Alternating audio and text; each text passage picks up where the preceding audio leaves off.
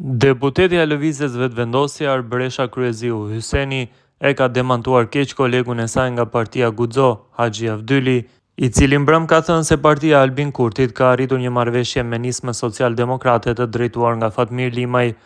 Kryeziu Hyseni ka bërë me dije se kjo parti nuk ka marrëveshje me asnjë parti politike në kushtet ku jemi. Në emisionin Infonata, deputetja e VV-s ka deklaruar se partia e tyre është duke punuar për t'i siguruar numrat për formimin e institucioneve të reja. Lëvizja Vetëvendosje nuk ka marrëveshje me asnjë subjekt politik deri më tani. Ne po punojmë në atë drejtim që t'i krijojmë numrat deri në momentin kur të vijë koha që të shprehim fuqinë tonë me numra, ka thënë Kryeziu Hyseni.